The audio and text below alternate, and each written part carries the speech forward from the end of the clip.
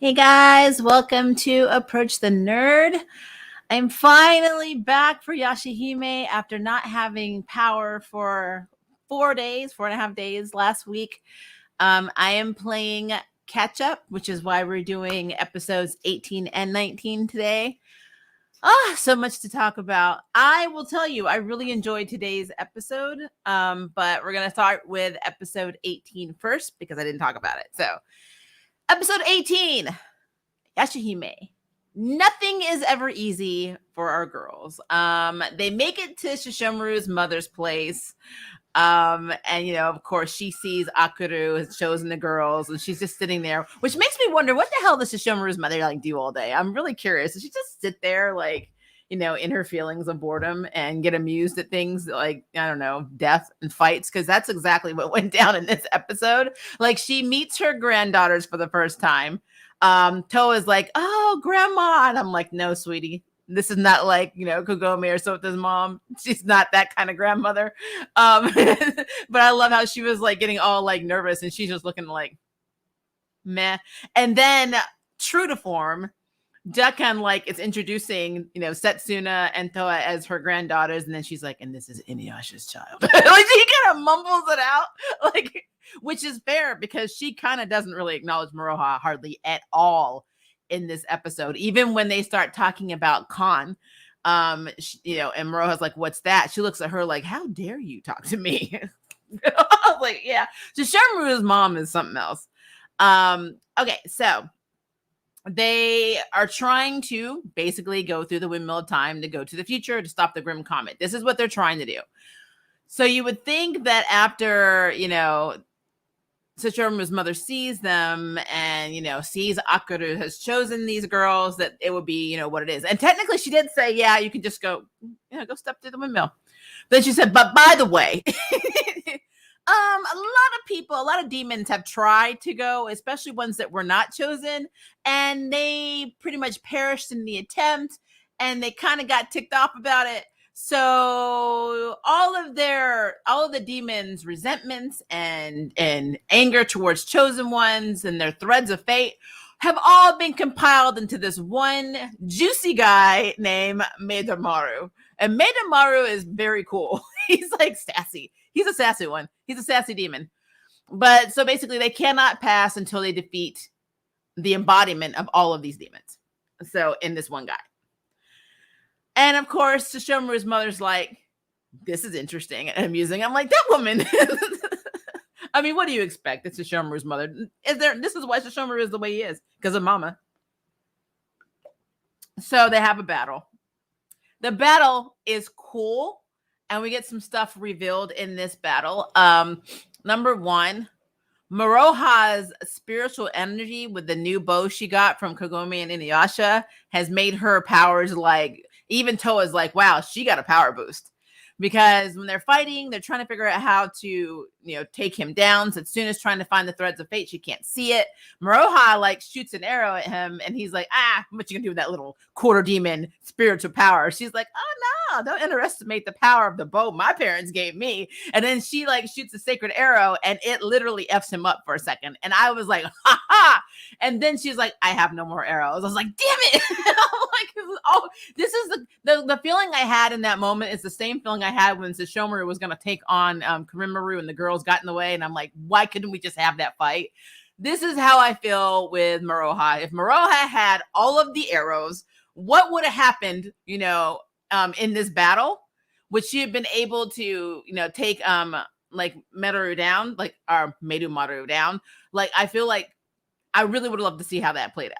But because she didn't have any more arrows, it had to become a team effort, which is fine. I'm not opposed to that. But I really want to know what would have happened if she had more sacred arrows. I would love to see that. All right. So they come up with a plan. When Moroha was able to shoot the sacred arrow, Setsuna started seeing the threads of fate because she couldn't see him before to cut him. And I'm gonna be real with you. This is how I'm a realist. I'm always gonna assume that the threads are at the damn door because they didn't go through the door. I would just start cutting shit at the door. Maybe I'll hit it, maybe I won't. I don't know. That's just my mode of thinking. I'd be like, I'm gonna try and see if I'm gonna keep slicing at this door, like across this door, and maybe I'm going to sever something. That is me, but it's just what it is. But so, of course, Toa, who she's still using the Zansaken, even though it almost killed her, not probably at this point, 20 minutes ago, bringing Sesshomaru back or saving Sesshomaru's life. And she's like, I'm just going to start draining this demon. Like, Toa has no self-preservation skills. She just doesn't. I mean, I don't know what it is. She wasn't born with it. So, of course, as soon as like, F and stop, and Sesshomaru's mother's like, why does she have that sword? So she's like really curious. So, but long story short, in the battle, she is able to start draining the demon energy enough that Setsuna can pinpoint where the threads of destiny are, and she's able to cut it using her Yukari no Tachikiri, and bam, they defeated him. So all the demons, resentment and stuff was just gone, and they just fade off. And then, what's interesting to me is Sesshomaru's mother's like, so that the Zansaken that you're using, you probably shouldn't use it anymore, Toa, because it's I don't know, cursed, and it's gonna drain your con, and you're gonna die. And when they're like, what? They're like, oh yeah. And I mean, when this happens, it gives the person the ability to put something like another person's soul, another essence or whatever into it, and therefore taking over the body. And that's when they realized that was probably the plan all along with her having that. And so, of course, Setsuna and Miroha were like, I wonder if Rion did it. And then, of course, Toa's like, no, she's not that kind of girl. She would never do anything like that. And they're like, you're just such a trusting, you're so damn trusting. But it's true, though, because we see in this episode that Kurimaru is taking on Rion and Riku because he wants to take Rion to the future with him. Because again, Kurimaru he's an effing narcissist. I mean, it's just, he is such an unlikable character, not even like to a dangerous degree. I just don't like him. He's just annoying to me. So like he shows up, when Ria in episode 17, where her body is like crumbling because she's at the limit of this body, and he manages to give her kind of like a revival, so she's able to stay in that body a little bit longer. But then, like, of course, she wants to kill her dad. So Rion and Riku take him on. And Riku really starts getting in the fight when Kurimaru basically says, the reason that I didn't really stop Toa, he implied it. The reason I really didn't stop Toa from taking the sword from you is because I cursed it. And basically she's going to drain herself dry, and then I'm going to put your body in her body, and bam, bam, sacrifice her and make her the vessel for your, rebirth. Basically, I've been looking all of this time since your death for a new body for you. I'm like, oh, okay. I thought you were looking all this time for a way to start, the degenerate age and get to the future and be the hero. I mean, it's just, he's so overwhelming to me because he's such a narcissist, and he just gets on my nerves. Does he love his daughter in his own twisted way? Yes. But it's twisted, and he's a narcissist, and narcissists, like, by definition, it's very hard for them to have actual love. So yeah, I'm not a fan of Kurimaru at all, but he gets into the fight with them. Rion actually gets him to where she has her weapon at his throat, but she's not able to carry through. And because she's not, Riku, who's already in his feelings because he's in love with Toa, and he's you're trying to sacrifice my girl, and I've been willing to throw away this artificial body from the jump. It's fine, I will do this for Toa. He ends up getting stabbed, and so I'm thinking, oh my god, did they just kill Riku? I was like, what the hell? So yeah, that was problematic. And so Toa and Setsuna and Miroha are on their way through the portal. Of course, Kurimaru grabs his daughter and is heading there and is trying to stop them, but it doesn't work because Akuru gives Toa the windmill, the little I forgot what they're called. The basically, I'm going to call it the mini windmill toy that she blows to make the windmill start turning, essentially starting the degeneration age, and they're able to pass through it and go to the future. And Kurimaru's trying to go behind them, and he's calling out to Kurin Sensei in the future, his right arm. He keeps calling him his right arm. He does it a lot in 19 too, and it drives me nuts, to try and guide him through. And the demons are trying to keep him out because he's not a chosen one. So it's interesting. But if you really think about it, Toa and Riku essentially have the same issue, that they're willing to sacrifice their lives like they're nothing. So I don't know. But the highlights of this episode for me were how Sesshomaru's mother was like not acknowledging Miroha at all. How she kind of was amused by her granddaughter's, fight. Like, it wasn't even like she did nothing to help the situation. She just sat back and was like, oh, I'm amused. I guess she's just bored. She sits in that chair all the damn time for like centuries. I don't know. She did say at the end, though, that maybe they'd be able to change the prophecy of destruction. So I don't know if this means she has faith in her granddaughter. And she said the half-blooded princess. She didn't say anything about the quarter. So she is not acknowledging Maroha. I'm not taking it like she was even including Maroha in that conversation. Because if you go back and watch that episode, and when Maroha asked her question, she had a look on her face like, how effing dare you talk to me? You talk to me. It was like, it was amazing to me. But with all that stuff going on, the highlights for me were that wondering if Riku was basically going to die, wondering why Rion could not kill her dad, because she said, I have no more attachment for you, but she couldn't take him out. Like, she couldn't do the final blow. And essentially that's what got Riku, killed in a way, or not really killed. We'll say stabbed. Maroha's power up. We're actually seeing how badass her spiritual energy really is now that she has a proper bow that's her size, which is interesting. I'm very curious to see where that goes, because she's a quarter demon and she has badass spiritual power. So I'm very curious to see how that plays out.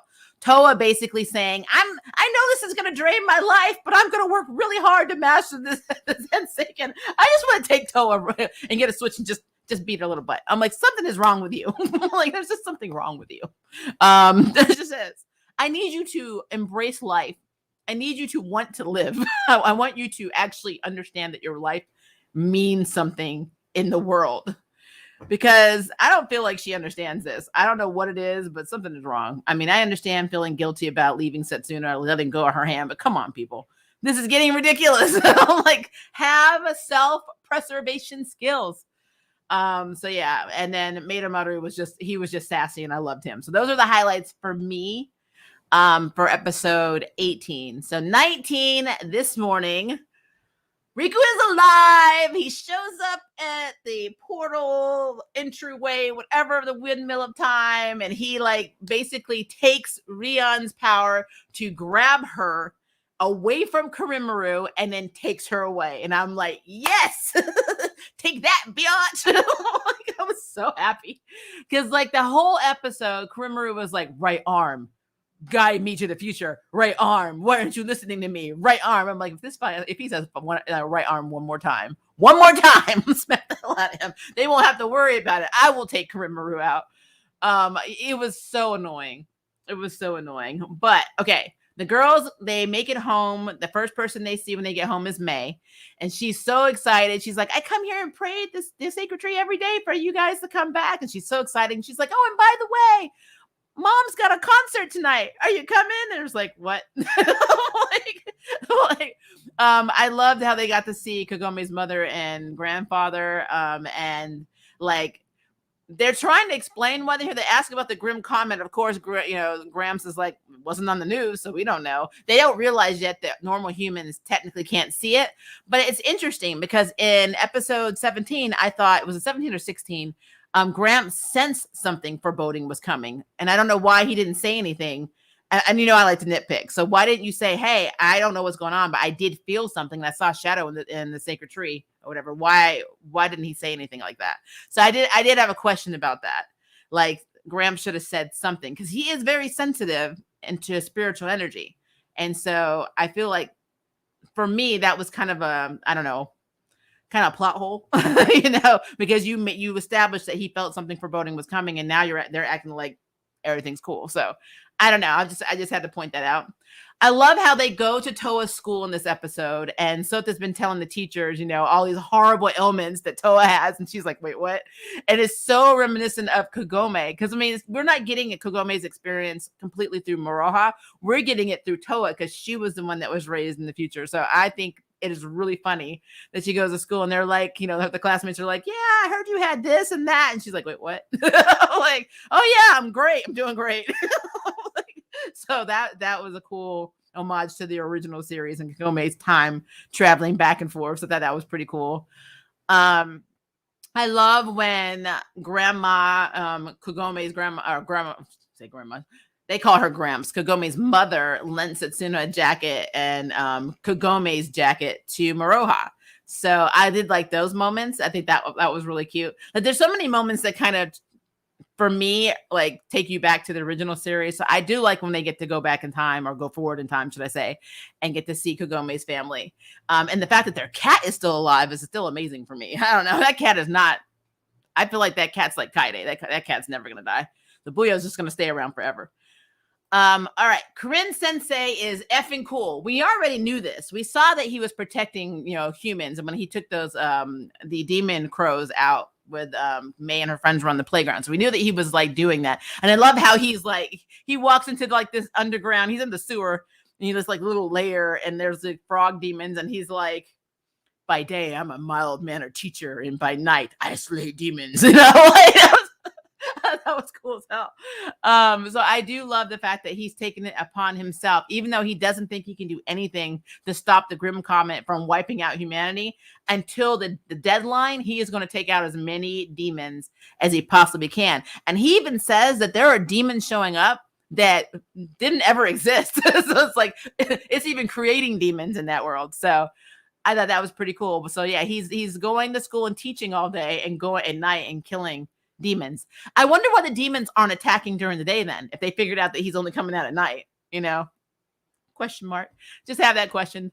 I also love that he's actively ignoring Karimaru. He knows Karimaru's trying to get to him. He realizes that there's a voice, and he figured out it's Karimaru, and he's like, I'm not going to let you here, because when I do, it starts the degeneration age. I'm not going to do that. So I love how he's actively, I love how both of Karimaru's body parts, his horn and his arm, his right arm or hand or whatever, both do not like him, think he's a narcissist, think he's a POS, and are doing everything actively to not be like him and to stop him. And so you would think, when your body is turning against you, because your body parts don't like you, maybe you're the problem. I'm just saying. All right. So since Mo Mama's concert, she's having this concert. And, I don't know if this is a real thing in Japan. I did study Japanese, but I didn't study Japanese culture in terms of like, concerts and like, venues and things like that. But Mo Mama's concert there's a group called 6X, which, by the way, in Japan, I feel like boy bands, they love 6 members because they have like V6 and 6 tones. So I was like, I don't know if this is just a thing. Maybe 6 is like a lucky number in Japan. I don't know. But that whole collaboration that they're doing, where they have like the violinist and then the boy band, was so reminiscent to my fellow Sailor Moon fans and Sailor Moon stars of Mitsuru and the Three Lights, like their joint concerts. I thought that was pretty cool. When Toa and the girls first approach Sensei, they want to kill him because they think that, he's like Karimaru. And then when he finally convinces them that no, he loves humanity, he wants to stop it, and he tells them about the concert, he tries to convince them to convince Mo Mama to have the concert canceled because the demons are going to show up and attack people. Which is so funny to me. This is another nitpick I have. So they go backstage because May takes him backstage to Mo's dressing room. And Toa's like, hey, Mo Mama, we need you to cancel the concert because demons are going to show up. And she's like, oh, I'm surprised you knew about that. Because, they actually have stage demons coming to fight some of the members of 6X. And for me, I'm like, knowing that Mo knows the girl's origins, why would she think they came backstage to ask her to stop a whole freaking concert for stage demons? I mean, do they perfectly? I like Mo, and I wish she had more content, that's written where she's actually shown as smart, because I kind of feel like they make her dumb on purpose. I'm like, because if Toa, who I raised, who I heard from my husband, is from another time period and is potentially a half demon, and then you meet, Miroha and Setsuna, and you realize that they're half demons. Miroha's a quarter demon and a half demon, and that Setsuna and Toa are twins, and so their dad's like a powerful dog demon. Blah blah blah. She probably heard the stories about Kagome being married to Inuyasha, and he's a half demon. Why in the hell would you assume that when Toa came to your dressing room to tell you, hey, we need to cancel the concert because demons are coming? Okay, number one, they're back. So obviously something's going on. And number two, if they're saying demons, they're talking about real damn demons. They're not talking about the stage of demons on the show. So I'm like, they literally make Mo dumb. I don't understand it. And it's sad because I like her little character. She's cute, but they make her dumb. So that's just me. I'm putting it out there. I don't get it. So she obviously is not going to cancel the concert. So the girls have to spend their time as bodyguards. So they're like on the roof fighting all these like frog demons that are coming out of nowhere. And doing a really good job. And I love how Corinne Sensei is like, hey, I finally have retainers. Because, like samurai retainers. He's like, I got people out there that can do shit for me and I don't got to fight all the time. Cool. And he was really impressed by their weapons and, all of the skills they have.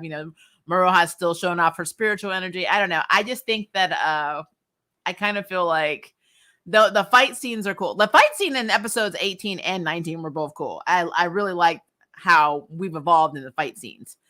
Toa is still trying to drain demon energy again, and she's still trying to die. So I feel like they're getting ready to take on the comet because nobody can see the comet during the day except they can see like remnants or whatever, but they definitely are seeing it at night. A normal human cannot see it. And so Toa's like, wow, we need to stop this thing because if not, all of these humans are going to be wiped out and they're not even going to realize why. I mean, I'm like, I guess in my mind, I'm like, well, if they're dead, it's not like they really have realization anymore anyway. But I mean, I get what she's saying. They're going to be wiped out without having the chance to realize that their lives are about to end, which of course could cause chaos and panic and blah, blah, blah. But they're going to be like non-suspecting, just living their best lives and then going out. And quite frankly, if a comet was going to hit us, I feel like I would rather have, I wouldn't want to have the knowledge. I wouldn't be sitting here like, is it going to hit? Is it going to hit? Is it going to hit right now? We're about to die. I wouldn't want that panic. But I get where they're going. I guess it's better to be informed. I don't know. But so they're trying to take on the comet like Sesshomaru and Inuyasha did before, and like their grandfather and Kurimaru did before that.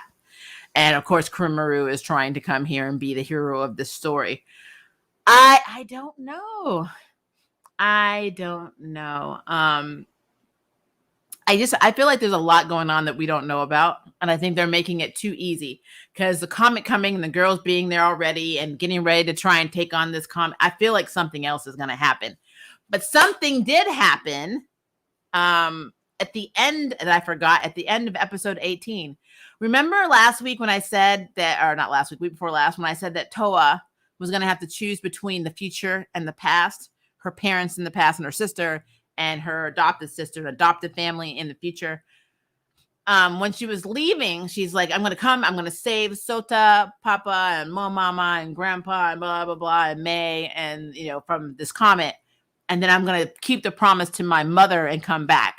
So she's already made up her mind, as far as I'm concerned, that she's going back to the past. I am really interested to see how this plays out because May doesn't know that yet. And I am so looking forward to seeing how this plays out because that little girl was like, I prayed for you guys to come back every day before school. And so when everything is said and done and it's time for them to go to the past, I feel like it's going to be a thing. It is going to be a thing because at the end of the day, Toa did promise May that when she destroyed the dream butterfly and made it so Setsuna could go to sleep, she was going to come back. And May put that in here, and that is a promise. And Toa she's one of those people that will sacrifice her own happiness and sacrifice her own life for other people. And she made a promise to May. So I want to see how that plays out because right now the verbiage was, I'm going to go save the future and then I'm coming back to give my mother a hug like I promised. So she promised Rin that she was going to hug her and she promised May she was going to stay in the past. What's she gonna do, guys? I'm like, see, Toa, this is why you don't promise shit. And you don't promise anybody anything. You be like, I'm living my own life, doing my own dreams. You live yours. I'm like, so I'm really curious to see how that plays out. And right now, Kurimaru is still at the entrance of the moment of time. He can't pass through because Corinne Sensei is not basically being the beacon to the future for him. And his daughter's gone. Because Riku was like, I'm out, bitch. He's like, I will take care of her from now on. So I don't know what's going to happen. Plus, Rion's on borrowed time because she can't stay in that body. So I don't know. I don't know what's going to happen. And plus, I'm trying to figure out what role my OGs are going to play because they're getting ready for some battle. And I'm like, are you guys coming to fight Kurimaru? Because if he goes to the future, you're going to have to go to the future to fight him. So are you guys going to come there to fight him at the portal? Because basically the degenerate age has already started in the past. So once the windmill started turning, it started. So what does this mean for Kagome, Inuyasha, Sango, Miroku, and everybody else? What does this mean? So I'm very curious. One other thing I would like to say about episode 19 is I really wish that Jockin at least had gotten a chance to go to the future. I would have loved to see his reaction of seeing the future, going through this future with them. I don't know. I thought that would have been really cool. But that's just me. But overall, 18 and 19, pretty good episodes. They're picking up. We're picking up speed. We already know we're getting close to a big finale. So, I mean, I am excited for the next episode. I just have lots of questions and, of course, the little nitpicks that I mentioned in this one because I just had to say it. Like, it seems like with Momama specifically, it doesn't make sense. So she has all of this exposition on these girls, but you're like, oh, I'm surprised you knew about the stage demon. No, I'm not talking about a damn stage demon. Like, what is wrong with you? Like, what is wrong? Who hurt you? So that's where we're at right there. And then my other nitpick for this episode was Grandpa acting completely oblivious. Like he did not have this ominous feeling, like not even an episode or two ago, where he literally was like, oh yeah, I feel something foreboding and ominous coming. And I see a shadow in the sacred tree. But now the girls are back. So I don't need to do anything or say anything anymore. So it's like, okay. All right, cool. So yeah, that's that in a nutshell. So let me look at some of your comments and see what you guys are saying. Good morning, by the way. Hello, welcome back. I hope all is well. And yep, superb is now a word I need to apply. I love this. I'm so happy we have power. So we have power, we have heat. I'm extremely happy because I felt I was living in the degenerate age for 4.5 days. It was very hard.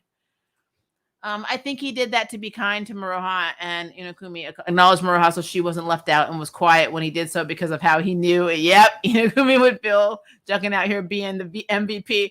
Like I said, Juckin talks a big joke or game, and he's like a smart ass and can be insulting, but at the end of the day, he respects Sesshomaru, and Sesshomaru, I will say Sesshomaru pretty much has acknowledged Kagome as his sister-in-law, because if you remember the end of the series, beginning of the final act, when you see, Kagome deciding to stay with Inuyasha in the past, and you see him flying over after he drops or is visiting Rin. She's like, bye, brother-in-law. And then he's like, his little eyebrow goes up, and Jockin's like, how dare you say that, blah, blah, blah. And Sesshomaru tells Jockin to shut up. I'm like, that's when he acknowledged that is his brother's wife, and that is part of his family. So I thought that was pretty cool. And so, of course, now Jockin's going to think the same. Just like Jockin showing images of Miroha to Inuyasha and Kagome, all the 14 years they were trapped, in the Black Pearl. I mean, they've come a long way from the OG series. So yeah, I like that. Of course, they're not going to be gushing feelings, and no one's going to be like, sharing pies and having family dinners. But I mean, they acknowledge each other as somebody that are people that are important to each other without all the mushy stuff. So there we go. Toa is for sacrificing himself for the cause. I swear, that girl, that girl. Oh my God. And then it's so bad. Everybody keeps telling her, you are a person that just rushes in and doesn't think. You just don't think.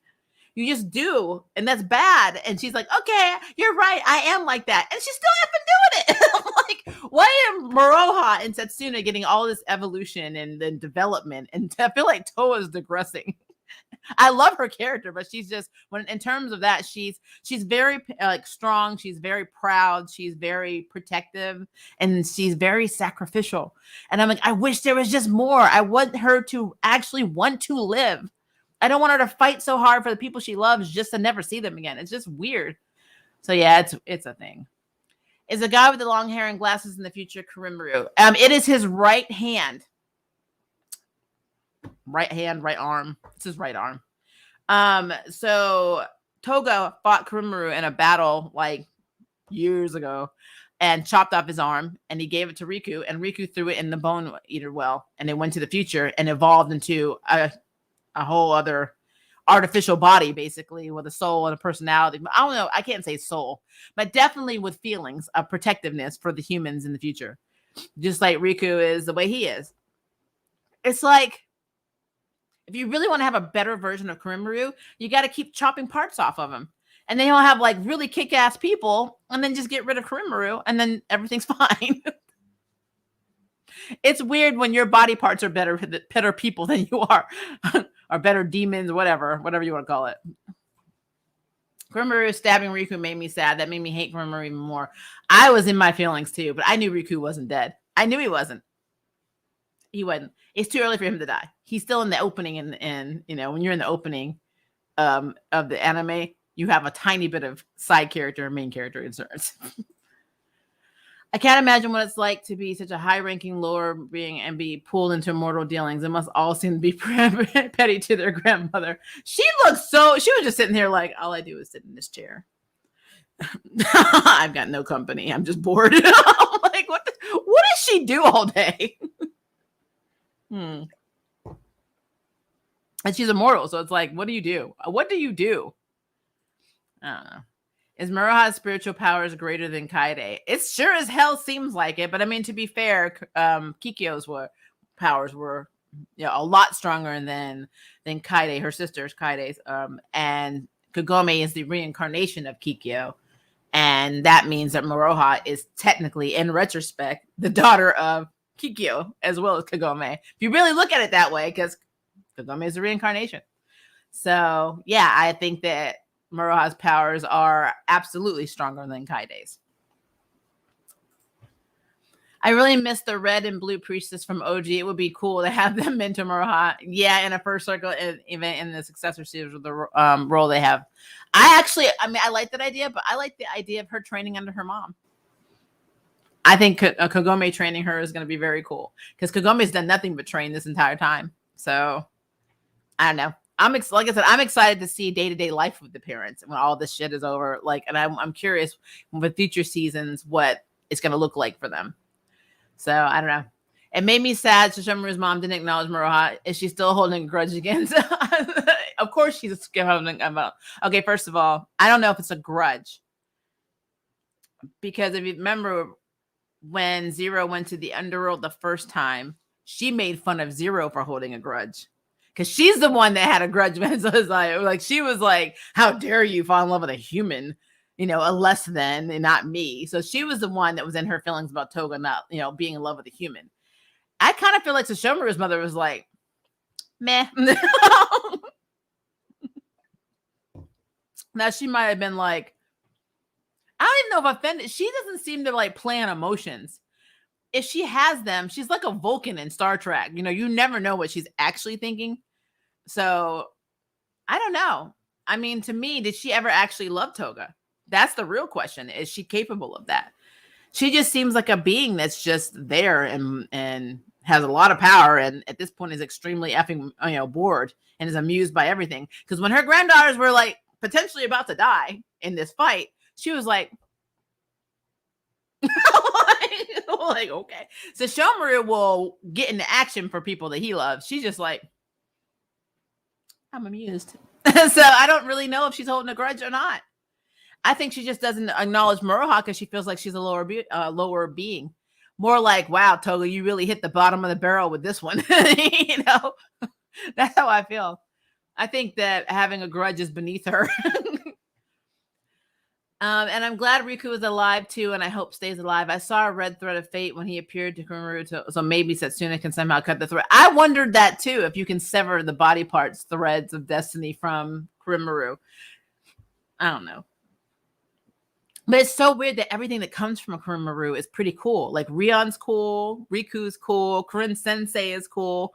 Why is he such a narcissistic asshole if all of his parts and his daughter are all so cool? I don't get that. I don't know.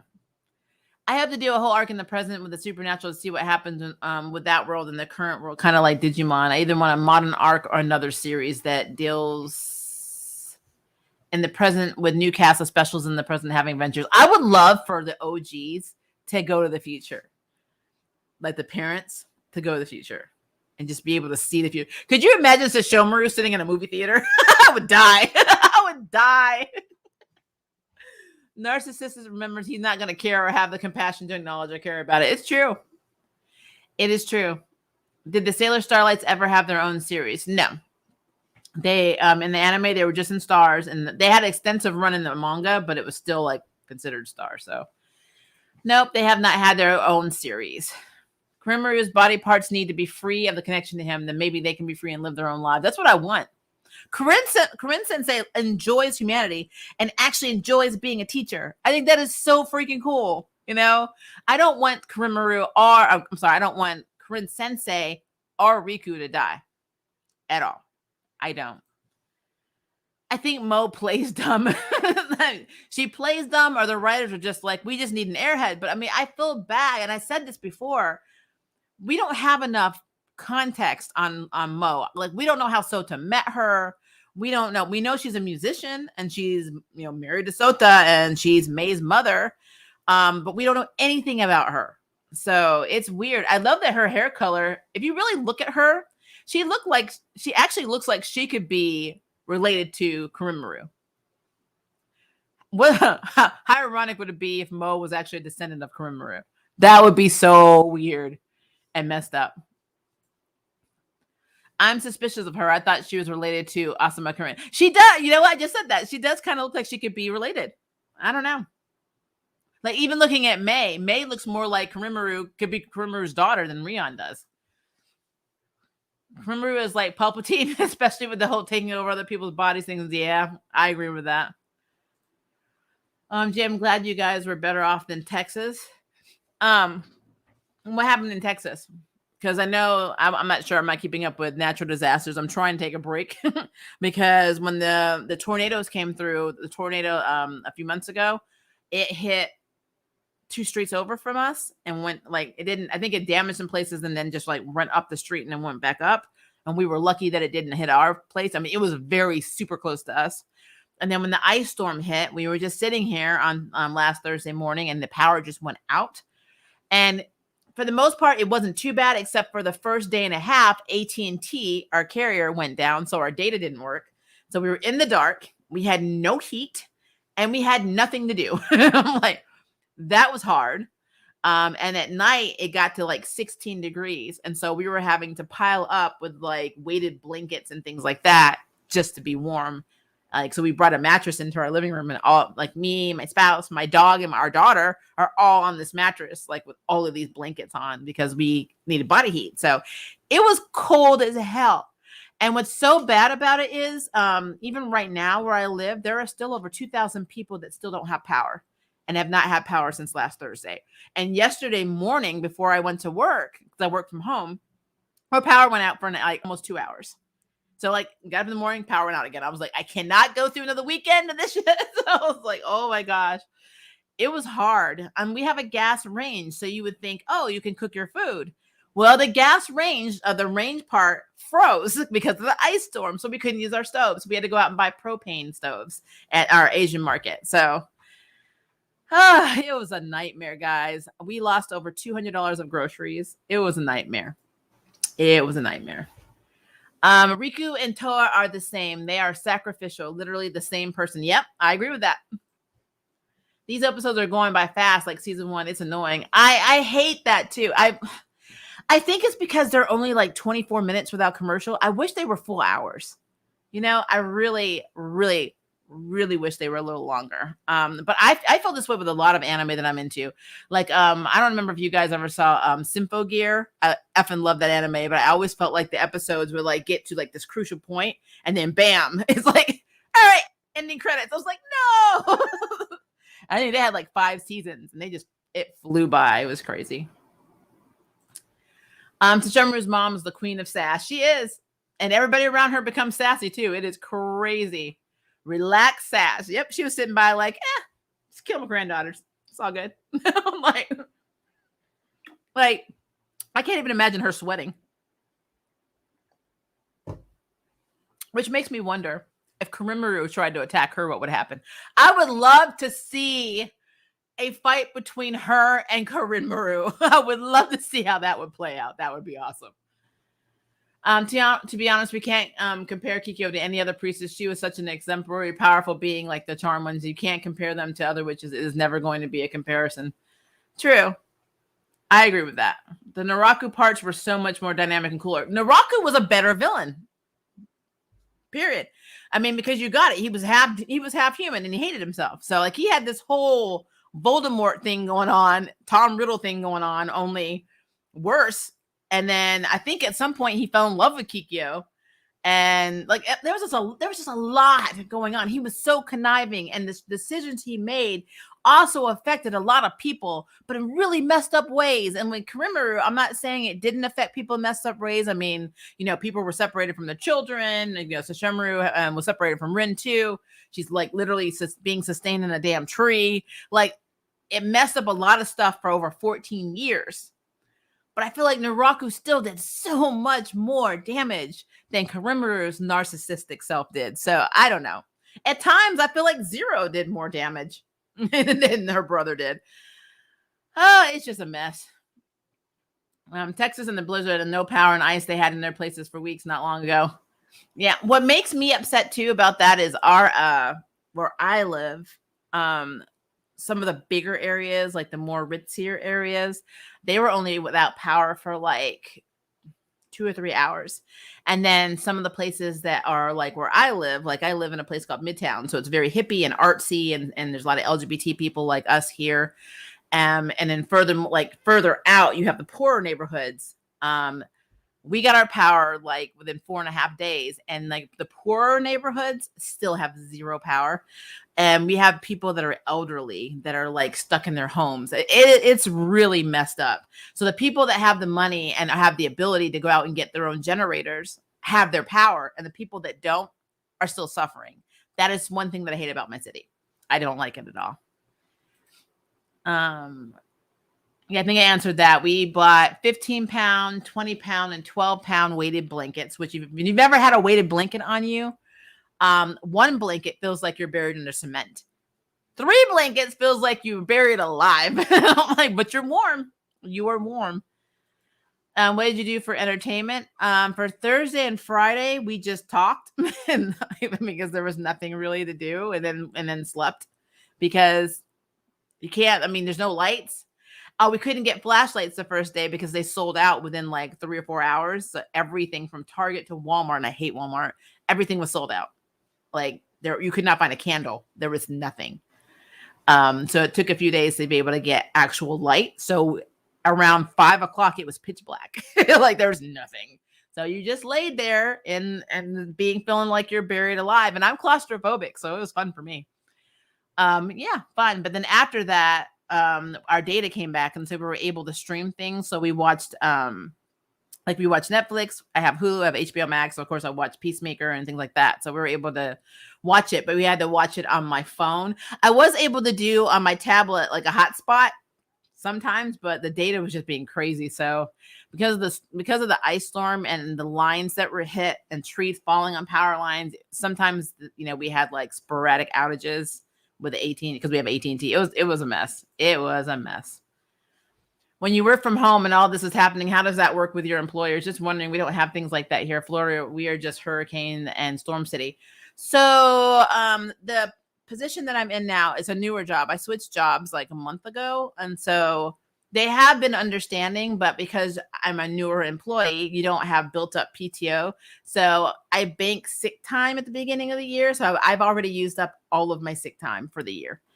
And that sucks. But I mean, it was a state of emergency. They can't do anything. You're not going to get fired for it because there's nothing you can do. So it's not illegal. So, what is Krakoa? Is it like Ego, the Living Planet? Krakoa, like as in X-Men in the comics? I'm confused. So Shomaru goes to hug the twins. Rin, don't look at me. I'm trying to do I don't understand why she didn't do it to begin with. I'm sorry, guys. I still stand by what I said in the last review. Hug your children. You don't have to promise to get a hug. You can get another hug when they come back. I'm like, this is my first hug. come back and get another hug. I don't understand that. Similar stuff happened in Nola with Katrina. The government chose how to direct much of it and what areas would get the hardest for the flood. Yeah, like I said, I just don't like how any of this played out here. That makes me sad. I'm glad you're okay now. Please load up on supplies. We have lots of non-perishable food. We have the only thing we haven't gotten is a propane heater, but I'm scared to get those because I live in an apartment and I want to burn that place down. So it's a thing. How do you feel about Wildmore officially beginning? So I decided I was going to do my Arrowverse review today, but I want to do it in the afternoon because somebody requested that I do it at 1 p.m. Obviously, I'm doing this. So I'm going to do our whole Arrowverse thing tomorrow at 1. But you guys, if you follow me about Batwoman and Arrowverse and anything, you already know how I feel about the whole Wildmore # Bat Chaser situation. And the fact that there was a character that even called out a character, basically said what I was saying in the show tells me the writers already know. If you want to know how I feel about that, tune in tomorrow at 1 p.m. Central Standard Time because it's going to be an interesting stream. Yes, Krakoa from X-Men. Okay, are you asking me what it is? Are you asking me if something is related to it? I'm sorry, I'm trying to figure out. Sorry, Airson, we have several conversations at once. Gotcha. Makes sense. Well, I've had little sleep. I'm also trying to plan Valentine's Day. So, because Monday is Valentine's Day and I'm trying to figure out what I'm doing for my spouse. So, it's a thing, guys. It's another reason why I'm moving my stream to tomorrow because I need to have time to go to a store and figure out what I'm doing. I'm very crafty, so I might make something, but we will see. But yeah, Yashahime, episodes 18 and 19. They get an A. Mo gets a B-. Grandpa not understanding or remembering that he had foreboding feeling gets a B-. That gets a B-. Toa's inability to try and live, she gets a C+. Like, because she keeps trying to die, and so she gets a C+. Maroha gets an A+ for spiritual upgrades. I mean, she got a power up, so if we're in a video game, she's leveled up already. Satsuna's just cool. Satsuna's cool as shit. And I love that I actually love that the first thing that Mo says to Satsuna is, "Are you still playing the violin?" I'm like, not how are you? What's up? Why are you here? Are you still playing the violin? I'm like, what? I'm like, so that's crazy.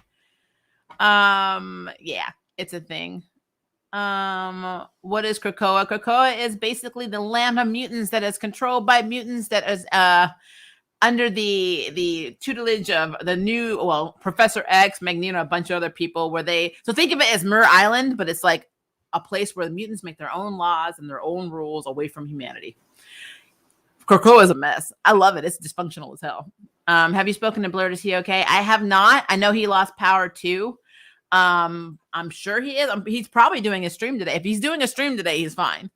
But I have no idea. Like, I have a lot of friends I'm still trying to catch up with because so many people lost power. So, yeah. Like me and Groove last night, we're talking about it with our Peacemaker review that, they lost power for, I think, 2 days. Mine was 4.5. And we live about 20 minutes from each other, me and Groove. Blurred lives probably 30 minutes away from me too. So I'm the closest to downtown Memphis. So that's probably why we got hit harder. We're closer to the river. So, yeah, it's a mess, guys. It's a mess. But all right, we are over 45 minutes. We're almost to 50 minutes. I would love to know your theories on what you think is going to happen in the next episode. Is Toa going to die? Is she going to sacrifice herself? So will Rion be re-kidnapped by her daddy?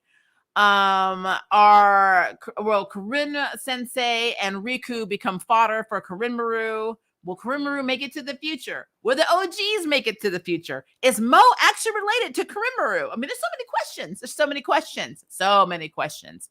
I want to know what you guys think. So please leave it in the comments below so we can keep this talk and this party going. Again, I will have my Arrowverse review tomorrow at 1 p.m. Central Standard Time. I will set it up as soon as I end this stream. So it'll be in the community tab. So make sure that you click on it, the notification, because sometimes YouTube does not let you know when I'm doing streams. It's just something it's an algorithm problem. I don't know why they do it. It's just weird. So make sure to put the reminder on if you are into Arrowverse and my conversations on Arrowverse, whether you like it or not. I'm doing it. And I'm doing it on all 4 shows. We're talking about Legends of Tomorrow, Naomi, Superman and Lois, and Batwoman tomorrow. So that's at 1 p.m. So that should be an hour to 2-hour stream. And then also I have another video coming out. I am still making my video on how they should have introduced Batwoman season 2. So that's coming. So it's just it's taking a minute. The power outage really kind of hindered me on some of my videos because I still have approached the Yuri videos to put up too. So I'm trying to catch up, guys. It is a thing. I have not forgotten about my spotlight videos with Wildcat. I had a technical issue with one of the video clips, so I'm trying to fix that. So it's a lot going on top of my voiceover stuff. It's just a lot going on. So I'm trying to catch up, and I'm trying to get a very good schedule going because I know I have not been posting a lot. And that's because my hours right now also are 11 to 8, Monday through Friday. And I also have voiceover stuff. So it's like trying to get it all done is like, there's just not enough hours in the day. So I need more. I need another, I need a Maria Sensei and a Miku or a Maku. So I have my own people doing stuff too. It's like other retainers.